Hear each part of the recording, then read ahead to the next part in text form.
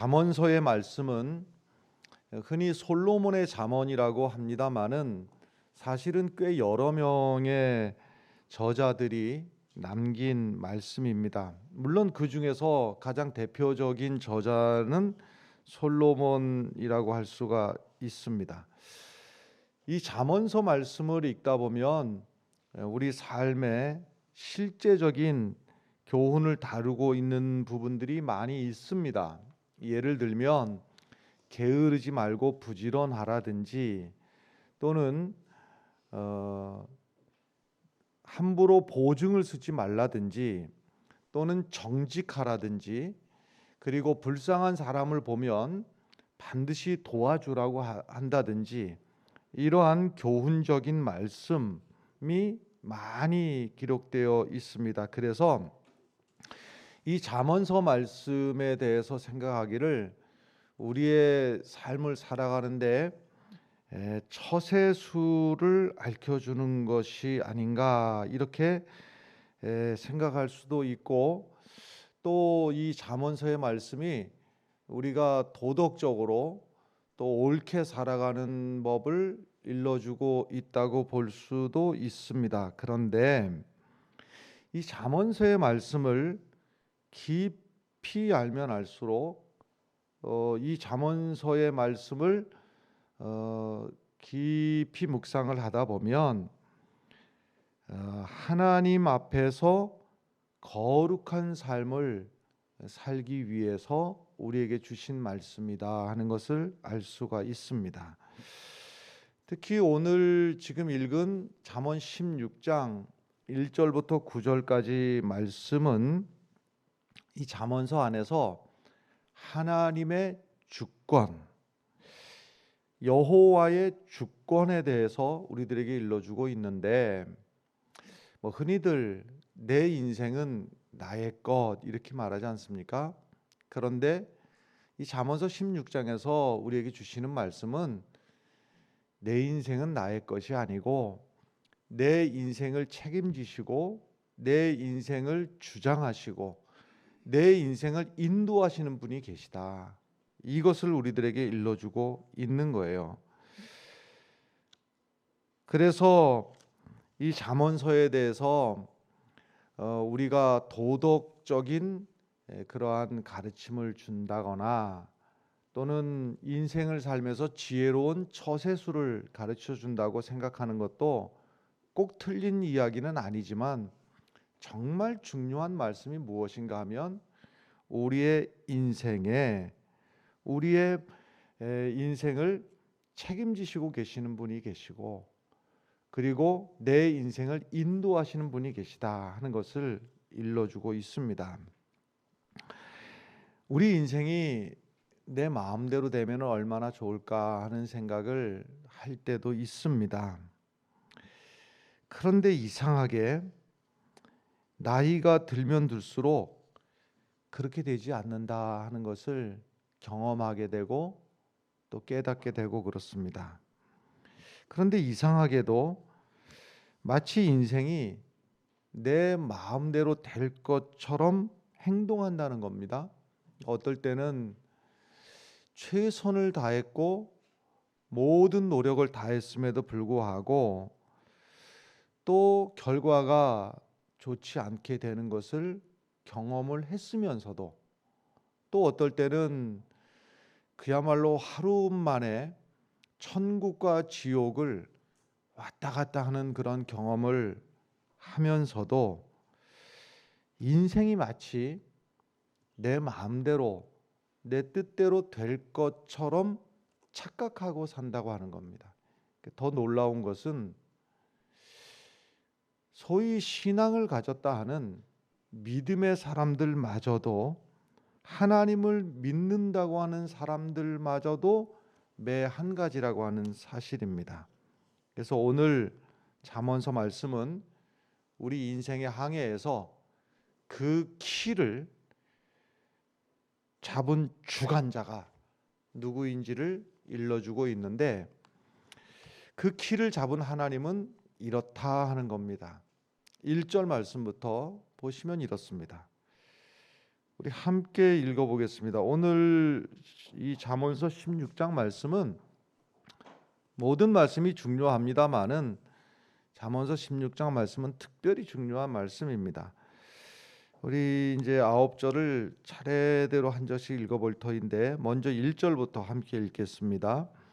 마음의 경영은 사람에게 있어도 말의 응답은 여호와께로부터 나오느니라. 마음에서 심사숙고한 이러한 계획을 세우지요. 그런데 그 결과는 내 맘대로 되는 게 아니라 하나님께서 주시는 응답대로 되는 것이다 하는 겁니다. 성경에서 말이죠, 하나님이 하시는 그 모든 일을 우리들에게 다 설명해 주고 있지는 않습니다. 정확히 말하면 내 인생을 내가 살아가면서도 모르는 게 너무 많습니다. 내가 살아가는 내 인생인데 내가 다 알 수가 없어요. 그래서 대체적으로 우리는 그냥 살아갈 뿐이지 내 인생에서 무슨 일이 지금 일어나고 있는지를 모르면서 그냥 지나갈 때가 많이 있습니다.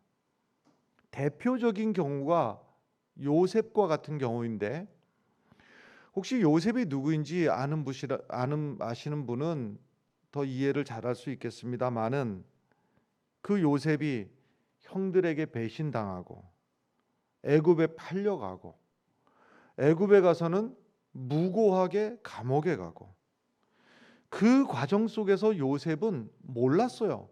내 인생에 지금 무슨 일이 일어나는지, 지금 내가 어떤 과정을 지나가는지 요셉이 그걸 다 알 수가 없었습니다. 우리도 말이죠, 내 삶을 내가 다 아는 것 같아도 지금 내 인생에서 무슨 일이 일어나는지, 내가 어떠한 과정을 지나가고 있는지 모르고 지나갈 때가 대부분입니다. 그런데 말이죠, 요셉이 위대한 것은 그 과정에 대해서는 몰랐고, 내가 지금 왜 이런 과정을 지나야 되는지, 왜 내게 이런 억울한 일이 생기는지, 도대체 내가 왜 감옥에 가야 되는지 그것을 다 알지는 못했지만 내 인생을 운행하시는 분이 있다, 내 인생의 주인이 있다, 이 사실에 대해서만큼은 요셉은 흔들리지 않았습니다. 그래서 지금 내가 하나님이 나를 보내신 이 자리가 낯선 애굽 땅이고, 어떨 때 보니까 하나님이 나를 보내신 자리가 보디발이라고 하는 사람의 집에 종살이하러 와 있고, 문득 보니까 지금 감옥에 들어와 있지만 이 자리가 하나님이 보내신 자리라고 하는 생각을 버리지 않고 종살이 하면서도 하나님이 보내신 자리로 최선을 다, 감옥에 보낸 자리에서도 거기서도 하나님의 뜻이 있겠거니 거기서 최선을 다하고, 이것이 바로 믿음이고 이것이 신앙입니다. 내 마음대로 내 인생이 되어서 할렐루야 하나님 감사합니다 이것만이 신앙이 아니라, 내가 원하지 않는 그 자리에 있을지라도 하나님이 나를 버리시거나 하나님이 나를 잊으셨거나 하나님이 나를 떠나신 것이 아니고, 내가 이 자리에 있는 것은 하나님의 계획이 있고 하나님의 뜻이 있다. 그래서 종살이 하면서도 최선을 다해서, 감옥살이 하면서도 최선을 다해서 그 자리를 지킬 수가 있었던 겁니다. 우리도 이해가 안 될 때가 참 많지요. 내가 왜 이런 고난을 당해야 되는지, 왜 이런 질병을 만나는지. 물론 저는 기도하기를 여러분들이 모든 어려움과 질병으로부터 자유하게 되기를 기도합니다. 그러나 때로는 내게 찾아온 어려움과 질병과 그 모든 환난들이 이해가 안 될 때가 있지만, 그리고 때로는 바울처럼 그 질병을 평생 짊어지고 가야 될 그러한 때도 있겠지만, 만약 그렇다면 말이죠, 저는 여러분들이 그로 인해서 하나님을 믿는 믿음이 흔들리지 않기를, 더욱 하나님이 그 모진 자리에서 다 이해는 안 되지만 그 자리에서 하나님을 의지할 수 있기를 바랍니다. 이것이 하나님의 주권을 인정해 드리는 것이고, 이것이 바로 믿음입니다. 2절의 말씀을 우리가 또 함께 읽어보겠습니다. 함께 읽습니다. 사람의 행위가 자기의 보기에는 모두 깨끗하여도 여호와는 심령을 감찰하시느니라. 내 생각하고 하나님이 생각하고 다를 때가 있다고 하는 겁니다. 나는 이러면 좋겠는데 하나님의 생각은 그게 좋지 않고 달리 하시는 것이 하나님의 생각이고, 여러분 이걸 알아야 됩니다. 여러분이나 저나 마찬가지인데요, 내가 틀릴 수 있다는 사실을 인정하는 게 지혜입니다. 우리는 헛다리를 짚을 수도 있고, 내 마음 같아서는 꼭 이렇게 되면 좋겠는데, 근데 그 길이, 그렇게 되는 길이 망하는 길이고 멸망하는 길일 수도 있다. 그래서 하나님 앞에서 나를 낮추고, 내가 틀릴 수도 있습니다, 하나님은 옳으십니다, 이것을 인정하는 것이 믿음이고 신앙입니다. 계속해서 3절의 말씀을 함께 읽어보겠습니다. 너의 행사를 여호와께 맡기라. 그리하면 내가 경영하는 것이 이루어지리라. 너의 행사를 여호와께 맡기라. 왜 그럴까요? 사실상 우리는 내 인생을 책임질 수 있는 능력이 없기 때문에 그렇습니다. 이것을 아는 게 믿음이고, 이것을 아는 것이 신앙입니다. 우리가 볼 때에 위기라고 생각되는 것이 오히려 하나님이 주신 기회일 수도 있고, 우리가 생각할 때 기회라고 생각되는 것이 오히려 위기일 수도 있습니다. 하나님의 지혜가 우리의 지혜보다 크기 때문에 그렇습니다. 계속 4절의 말씀을 보겠습니다. 함께 읽습니다. 여호와께서 온갖 것을 그 쓰임에 적당하게 지으셨나니 악인도 악한 날에 적당하게 하셨느니라. 악인도 온갖 것을 그 쓰임에 적당하게. 메시지 성경이라는 게 있습니다. 혹시 보신 분 있는지 모르겠습니다만은, 유진 피터슨이라는 목사님이, 이분이 이제 성경 원어 학자이고 또 35년간 현장에서 목회를 하셨던 목회자이기도 하고, 그런데 이제 원어를 연구를 했던 학자이기도 하니까 이 성경 말씀을 지금 우리 시대에 우리 생활 언어로다가 번역을 해놓은 이제 성경이 메시지 성경이라고 하는 성경이 있습니다. 영어로 된 버전은 이제 지금 시중에서 많이 팔리고 있고, 또 한국말로 번역이 된 것은 이제 몇 개의 버전이 지금 이렇게 있습니다만은, 이제 요 말씀을 여호와께서 온갖 것을 그 쓰임에 맞게 적당하게 지으셨나니, 요 부분을 말이죠, 이렇게 번역을 했어요. 뭐 비슷한 말씀이지만은 좀 쉬워요. 하나님은 모든 것을 나름의 자리와 목적에 맞게 지으셨다. 무슨 말씀인가 하면, 우리가 이런 고민들이 때로 있지 않습니까? 아니, 하나님, 왜 저놈을 내 옆에 붙여주셔서 저 악한 사람, 왜 주변에 나를 괴롭히는 사람이 왜 있어야 됩니까? 왜 내 주변에는 악인들이 이렇게 많이 있습니까?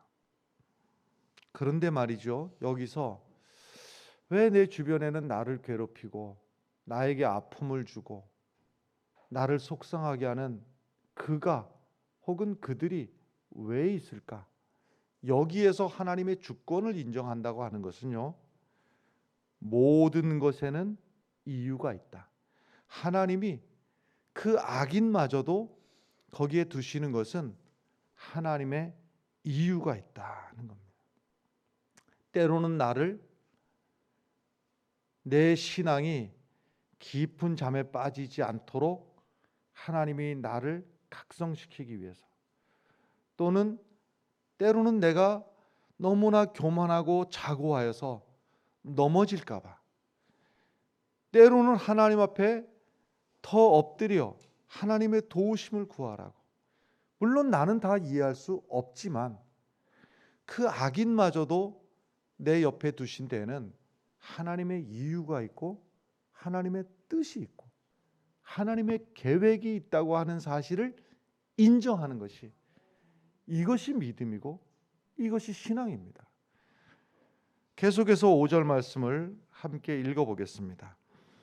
물은 마음이 교만한 자를 여호와께서 미워하시나니 피차 손을 잡을지라도 벌을 면하지 못하리라. 아멘.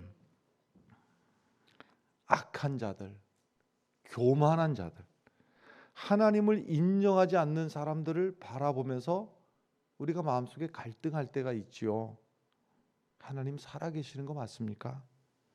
이게 구약에서 하바국이라고 하는 선지자가 했던 질문이 이 질문이었는데, 아니 어떻게 악한 사람이 더 잘 되고 악한 사람이 오히려 출세하고 악한 사람이 팍 엎어져서 넘어지는 거를 보면은 참 내 마음이 좋을 텐데 오히려 악인들이 더 흥하고 더 큰 소리 치고, 하나님 도대체 이해가 되질 않습니다. 악인들의 형통함이 이해가 되질 않습니다. 납득이 되질 않습니다. 하지만 하나님께서 그들의 역할이 필요하기 때문에 우리가 다 알 수는 없지만 하나님의 계획이 있고 하나님의 뜻이 있다고 하는 사실이에요. 계속 6절의 말씀을 계속 보겠습니다. 인자와 진리로 인하여 죄악이 속하게 되고 여호와를 경외함으로 말미암아 악에서 떠나게 되느니라. 인자와 진리로 인하여 죄악이 속하게 되고, 속한다 하는 것은 들어간다 이 뜻이 아니고 용서받는다 이 뜻입니다. 인자와 진리로 인해서 죄악이 속하게 용서받게 된다 하는 말씀인데, 하나님을 닮은 삶을 살면 내 안에 죄가 있을지라도, 내 안에 모자람과 부족함이 있을지라도 죄를 용서받으며 죄악의 영향력으로부터 떠날 수가 있다라는 사실입니다. 내 삶이 죄의 유혹을 받고 마음의 시험이 들고 하면, 그 그림적으로 보면 어떤 현상이냐 하면 내 안에 어두움이 가득 찾아오게 된 상황이죠. 우리 살다 보면 그럴 때를 만나지 않습니까? 살다 보면 나도 모르게 낙심하는 마음이 찾아오고 의심하는 마음이 찾아오고 내 마음에 어두움이 쫙 몰려올 때, 여기서 지혜로운 사람과 지혜롭지 않은 사람이 있는데 이게 다 싫은 거죠. 내 마음에 어둠이 찾아온 게 싫으니까 지혜롭지 않은 사람 이야기를 먼저 해보면 그 어둠하고 붙들고 씨름하는 겁니다. 어둠아 물러갈지어다. 어둠을 이겨보자. 그래서 함께 악을 쓰고 싸우고 함께 미워하고 함께 저주하고 이 어둠하고 싸우는 것이에요. 이게 어리석은 사람이라고 그랬습니다. 지혜로운 사람은 내 마음에 어두움이 찾아올 때 어두움과 싸우는 게 아니고 내 마음에 빛을 비추는 겁니다. 그것이 무엇인가 하면 바로 그 악인하고 싸우고 원수하고 싸우고 내게 낙심을 주는 누구하고 키를 쓰고 싸우고 저주하고 이게 아니고 하나님의 은혜를 구하는 겁니다. 하나님의 은혜의 빛이 내게 비추면 내 마음의 어두움이 물러가게 되고 내 마음의 밝은 빛으로 평안함을 주시는 거예요. 여러분, 신앙이라고 하는 것이 복잡한 것이 아니고 신앙이라고 하는 것은 하나님을 바라보는 단순한 것이 이것이 믿음입니다. 7절의 말씀 계속 읽어보겠습니다. 사람의 행위가 여호와를 기쁘시게 하면 그 사람의 원수라도 그와 더불어 화목하게, 하나님을 기쁘시게 하면 원수와도 더불어서 하나님이, 이게 무슨 말씀인가 하면 우리는 빛이 되시는 하나님께로 내 인생을 맡겨드리면 하나님이 나머지 문제가 뭡니까? 때로는 원수 같은 문제도 해결해 주시고 때로는 불가능해 보였던 그 일도 어느덧 하나님이 인도해 가시고 열어주시고, 바울과 실라가 빌립보 감옥에 억울하게 갇혔는데요, 그 억울하게 자기에게 가둔 간수, 군인들, 이 사람들과 악다구니를 높여서 싸웠던 게 아닙니다. 마치 순한 양이 도살장에 끌려가는 것처럼 끌려갔을 뿐이지만 그 밤중에 빌립보 감옥에서 하나님을 찬양하고 하나님 앞에 기도할 때 하나님께서 묶였던 착고가 풀어지게 하시고 닫혔던 감옥의 문이 열리게 하시고 그 간수의 마음마저도 하나님이 열어주셔서 우리가 어찌하여야 구원을 받겠습니까? 이것이 바로 믿음의 사람, 지혜의 사람들이 하나님의 은혜를 구하며 사는 것입니다. 하나님이 어떻게 회복시키실지, 우리를 어떻게 세우실지는 우리가 다 알 수도 없고 우리가 모를 수밖에 없지만 우리의 모든 삶의 형편, 때로는 내가 기대했던 것보다도 더 많은 것을 누리며 살 때에도, 때로는 내가 예상치 못한 어려운 침륜에 빠질지라도 이 자리가 하나님이 나를 버리신 자리가 아니라 하나님이 나를 보내신 자리라고 여기며 사는 것, 이것이 바로 믿음이고 이것이 신앙입니다. 우리가 도무지 이해할 수 없는 것이 내 인생입니다. 그런데 내가 다 알지 못하고 내가 다 이해할 수는 없지만, 설명할 수도 없지만 왜 내가 이런 일을 당해야 되는지 나도 모르겠고 설명할 재간도 없지만 하늘이 땅에서 높음같이 하나님의 길은 우리의 길보다 높고 하나님의 생각은 우리의 생각보다 높다는 사실을 인정하는 것이 믿음이고 신앙입니다. 계속 8절의 말씀을 함께 읽어보겠습니다. 적은 소득이 공의를 겸하면 많은 소득이 불의를 겸한 것보다 나으니라.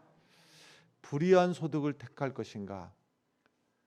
불의하지만 많은 소득을 택할 것인가? 적은 소득이지만 공의를 택할 것인가? 여러분, 이것을 고민해야 됩니다. 그리고 선택해야 됩니다.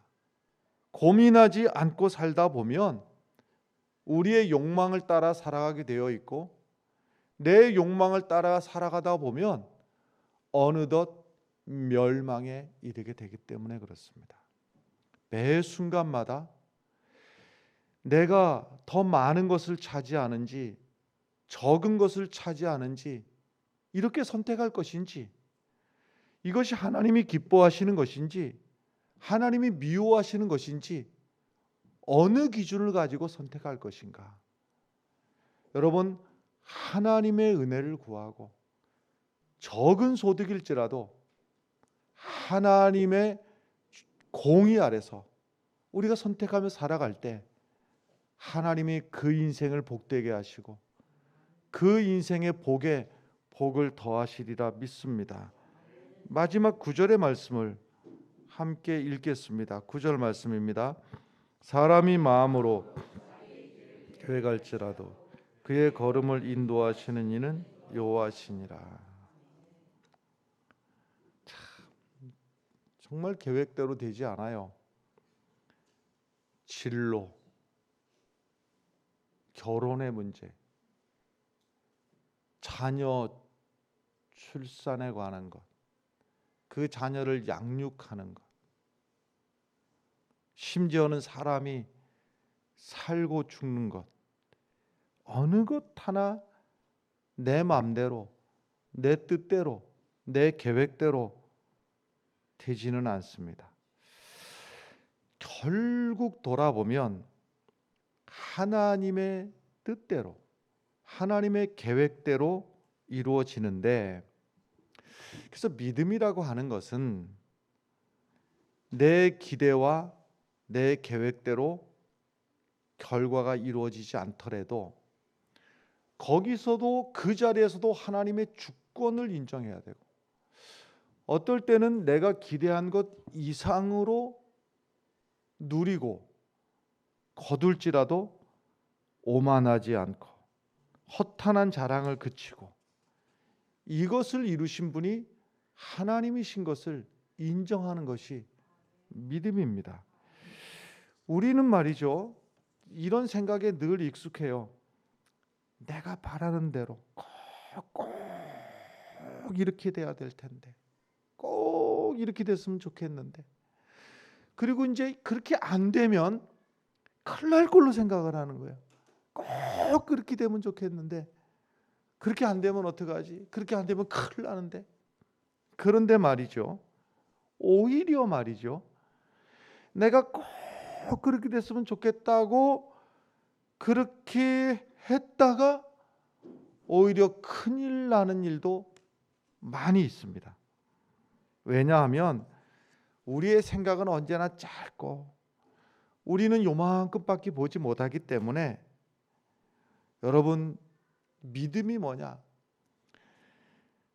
우리의 기대와 우리의 소원에 너무 집착하는 것, 이것이 오히려 불신앙이고 말이죠.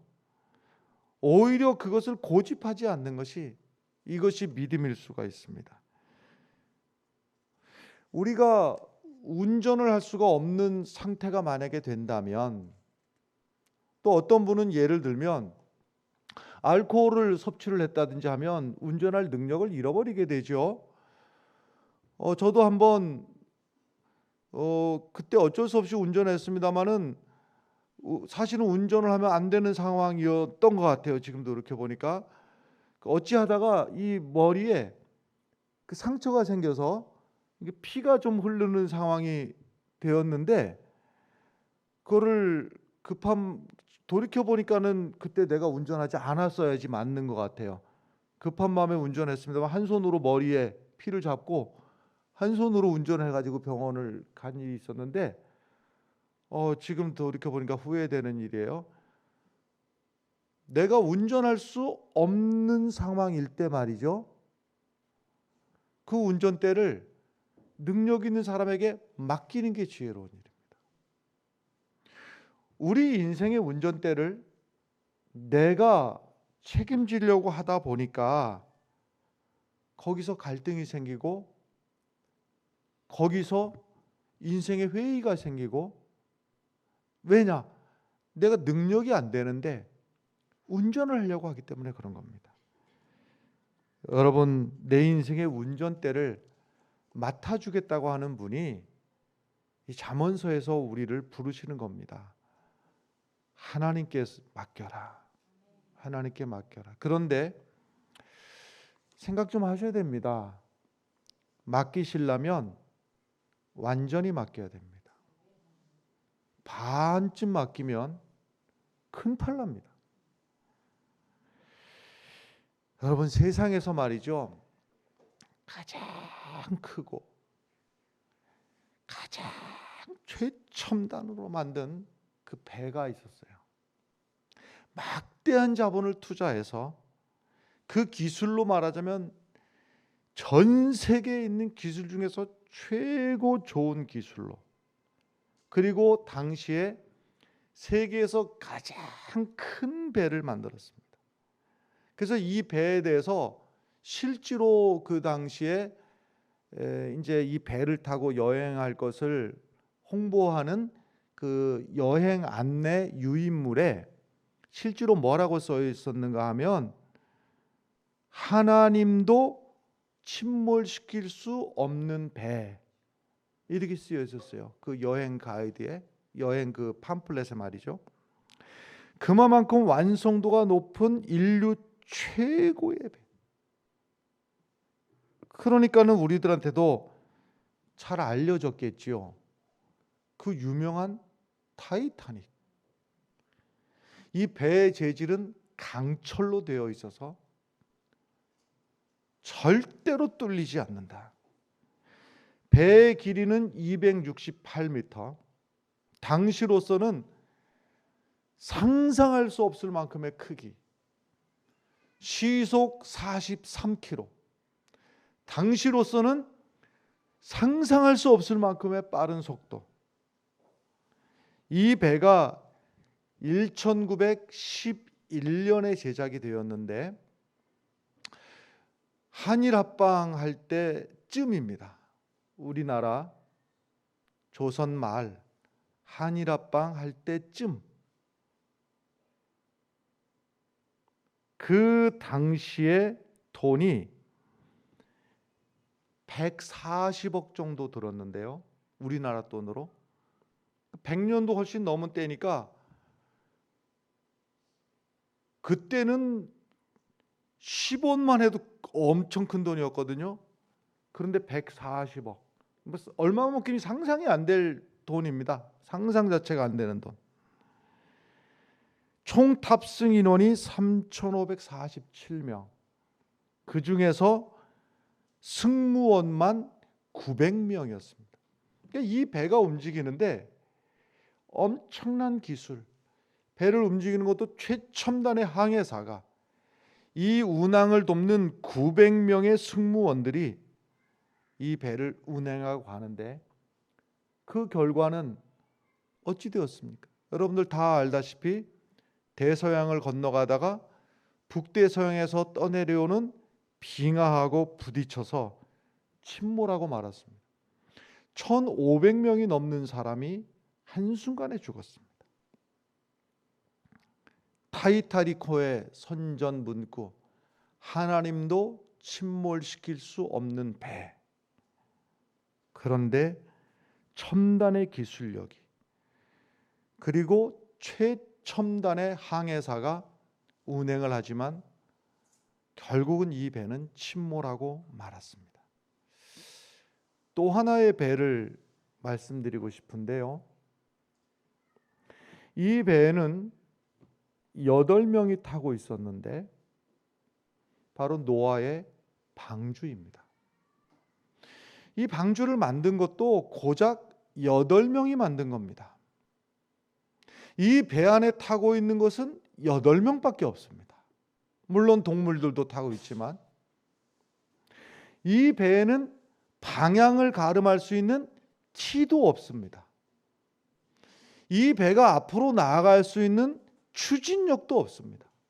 그저 떠내려가면 떠내려가는 것이고 흘러가면 흘러갈 수밖에 없는 이 방주는 전 세상이 홍수에 다 침몰되는 그 순간에도 침몰되지도 않았고 파손하지도 않았고 안전하게 목적지까지 이룰 수가 있었습니다. 왜 그런가 하면 이 방주라는 배의 선장은 하나님이셨기 때문에 그렇습니다. 성경 말씀이 말이죠, 얼마나 많은 말씀입니까? 이 많은 말씀이 읽어도 돌이키면은 또 무슨 말씀을 읽었는지 모를 만큼 이 많은 말씀이 결국 무엇을 말해주고 있는가? 하나님의 주권을 인정해라. 내 마음대로 살고 싶어서 하나님은 보조 좀 하십시오. 내가 승진해야 되는데 하나님이 도와주셔서, 여기서 도와주신다는 의미는 뭐예요? 내 인생의 주인은 난데 하나님이 나를 좀 거들어 주시고 나에게 좀 보태 주셔서 없는 것보다는 낫지 않겠습니까? 하나님이 날 조금만 도와주십시오. 이게 믿음이 아니라는 거예요. 이 성경이 우리들에게 말씀하고 있는 것은 하나님이 주인이라고 하는 겁니다. 지금 내 인생이 내 마음대로 내 원하는 대로 되지 않는 자리에 있다 할지라도 그 자리도 하나님이 보내주신 자리이고 그 자리도 하나님이 허락하신 자리이니 여기서 하나님의 은총을 구하고 소홀히 여기지 말고 하나님의 보내신 뜻을 바라보는 것, 이것이 믿음이라고 하는 겁니다. 헬라어로 푸토코스라고 하는 말이 있습니다. 푸토코스, 가난한 사람이라는 말이에요. 예수님이 팔복 8가지 복 있는 사람은 이렇게 말씀하시는 중에 심령이 가난한 자는 복이 있나니 천국이 그들의 것이며, 이런 말씀하실 때 심령이 가난한 자는 복이 있다. 그 가난한 자가 헬라어로 푸토코스란 말이에요. 푸토코스. 여러분, 푸토코스 이게 뭐냐면 하나님 나라의 백성이 되는 기준이 푸토코스라고 하는 거예요. 그러니까 완벽하게 가난한 자, 내 삶을 내 스스로 책임질 수 없다고 인정하는 사람, 하나님의 은혜가 아니면 살아갈 수가 없는 그 자리, 거기가 푸토코스이고,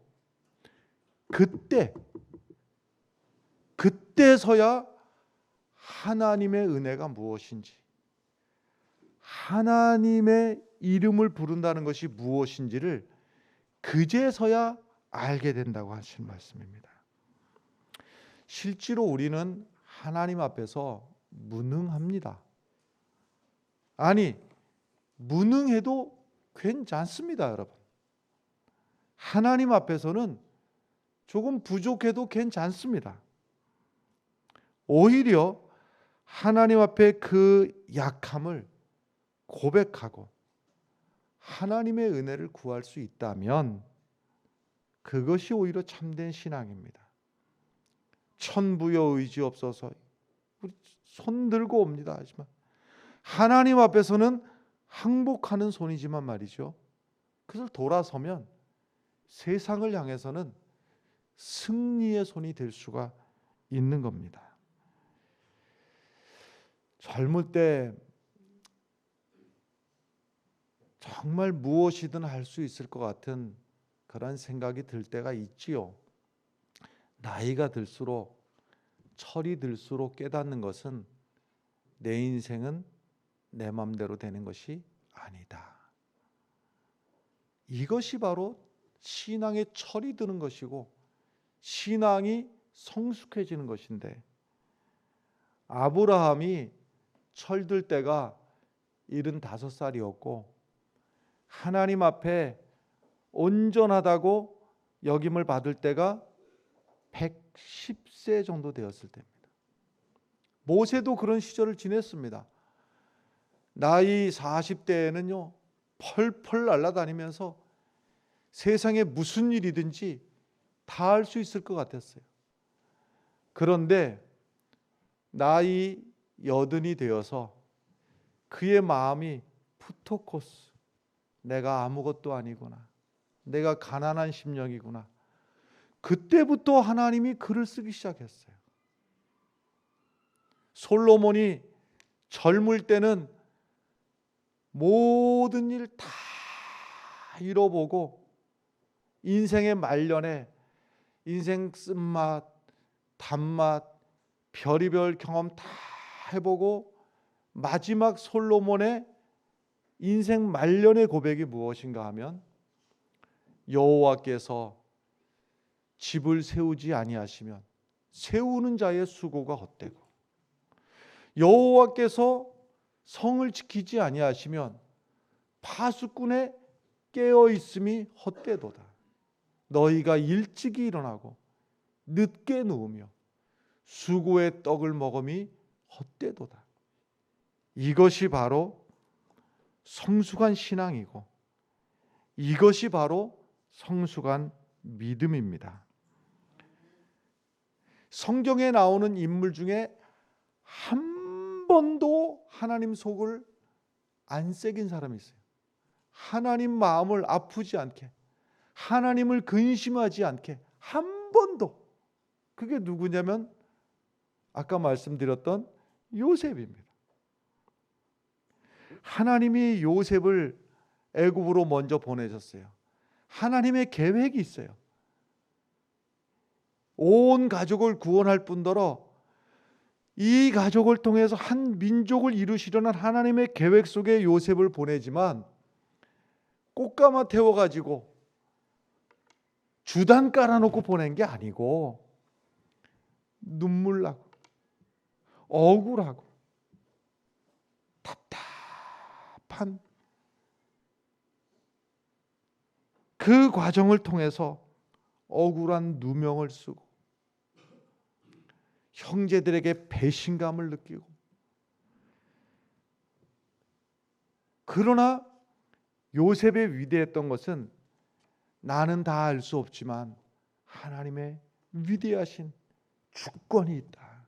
하나님이 하시는 일이다. 바울도 위대한 꿈을 꿨어요. 로마를 복음화시켜서 전 세계에 복음을 전해야겠다는 너무나 좋은 하나님이 주신 꿈을 꿨어요. 그런데 그 로마로 가는 길이 하나님이 주단을 깔아놓고 꽃을 뿌려놓고 꽃길로 보내신 것이 아니고 그 로마로 가기까지 너무 험난했어요. 2년 동안 감옥에 있어야 되었고요. 6차례 재판을 받았고요. 로마로 가던 중에 배는 침몰할 위기까지 놓이기도 하고 그랬습니다. 그런데 바울이 위대한 것은 그 시련의 과정을 지나가면서도 하나님이 지금 나와 함께 하신다. 어떨 때 말이죠, 하나님이 나를 잊어버리신 거 아닌가, 하나님이 나를 떠나신 것 아닌가. 아니요. 하나님은 떠나신 적도 없고 잊어버리신 적도 없고, 하나님께서 나를 이 모진 고난 가운데 던져 놓으신 것은 하나님의 주권을 전적으로 인정하라고, 그럴 수밖에 없는 자리로 나를 놓으셨던 것은 하나님이 나를 사랑하시기 때문에, 하나님이 나의 하나님이기 때문에 내게 주신 자리인 것 잊지 마시고, 하나님의 전적인 주권을 의지할 때 하나님께서 끝내 요셉을 통해서, 사도 바울을 통해서 이루신 하나님의 위대한 역사가 바로 여러분들과 저를 통해서 또다시 드러나기를 주의 이름으로 간절히 축원합니다. 기도하겠습니다.